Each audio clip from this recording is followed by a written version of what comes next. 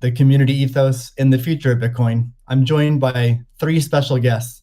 The first is Cathie Wood, founder, CEO, and CIO of ARK Invest.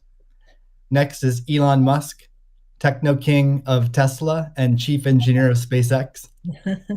And finally, Jack Dorsey, CEO of Square and CEO of Twitter. So we have a lot to talk about today. So let's get to the talk and get right to it. I'm going to start off by asking each of you a question, which is, what's shaped and influenced your views on Bitcoin? And let's start with Cathie. Okay, Steve, thank you. Well, the first thing was our focus on disruptive innovation. So starting in 2011, Brett Winton, our director of research, who I know will be on the program later, he started talking about this thing called Bitcoin at the time. And it was a curiosity as we were doing our brainstorms in research. But as we learned more about this open source ecosystem, that might fulfill the role of the payment system that the internet neglected to build into the system, not expecting commerce. We thought, this might be something. And then I became even more interested when I realized that my economics would come into play as well here. And Art Laffer, my mentor from USC, and a monetary scholar, in 2014, I asked him if he would collaborate on a paper on Bitcoin.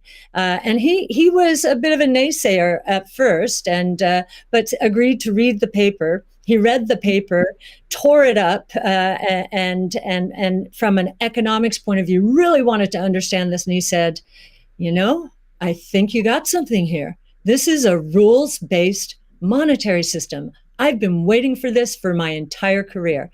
So the combination of disruptive innovation generally, economics on top of that, and the huge misunderstanding out there as to what this is, that was intriguing and launched our research effort. Thank you. Elon, what's influenced your views on Bitcoin? Well, I've thought about money for quite a while, obviously, since the PayPal days. And then the companies that preceded that, X.com, which I created, and Confinity, which Peter Thiel, Max Levchin, Luke Howry, and others created. When we combined the companies and made PayPal. So I've been thinking about money for a long time. And really, I think it's best to think of money as an information system, primarily an information system for labor allocation. For practical purposes, it exists in a series of heterogeneous databases, like very different databases in bank mainframes around the world. It moves quite slowly in reality. It seems to move fast sometimes, and it does with PayPal, which is real time.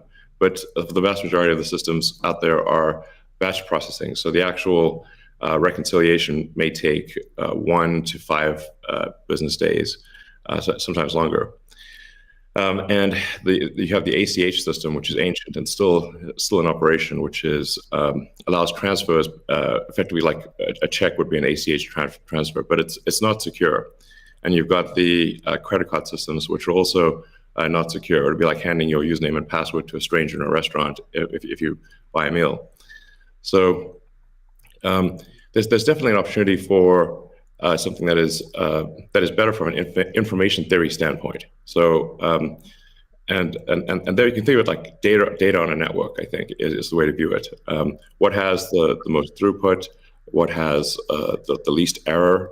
What drops the fewest packets?